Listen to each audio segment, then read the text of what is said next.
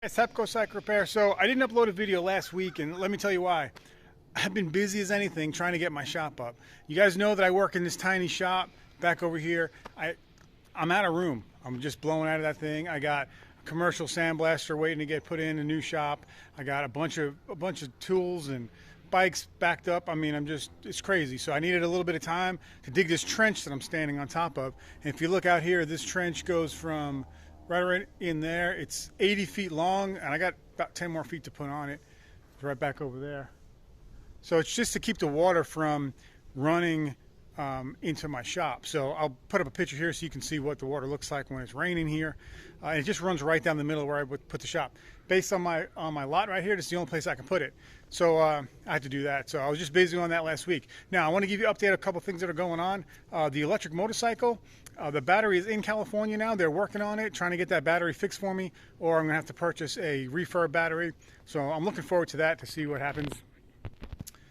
All right, so inside the shop here, you guys are going to love this one. I'm working on this is a DRZ 110. I'm waiting on a couple parts, so I can't finish the video yet. But that one's going to show you how to diagnose a no spark problem on the DRZ and step-by-step how to check everything. A lot of guys have problems with those. I'm going to show you everything you need to look at on these bikes as far as electrical. You're going to love it. I also have this CRF over here. I'm not exactly sure what I'm going to do with that one. I got some wheels turning for that one. It's going to be fun. I'm going to put together something pretty neat on that.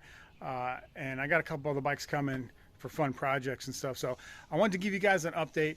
I am jamming trying to get the shop done so I can give you guys better videos. I'll have more space to work on things. It's just going to be awesome. I can't wait to get it done. I'm hoping within the next couple of weeks, 4 weeks maybe, it'll be done. I'm going through the permit process, so they got to inspect everything each step of the way. But I'm going to get all that stuff done. The shop is going to be done. I want to give you guys an update. I got a couple for you lawnmower guys that follow me for lawnmower stuff. I got a mower back here, the all-wheel drive Husqvarna that I'm working on, and that's got internal damage. It's brand new.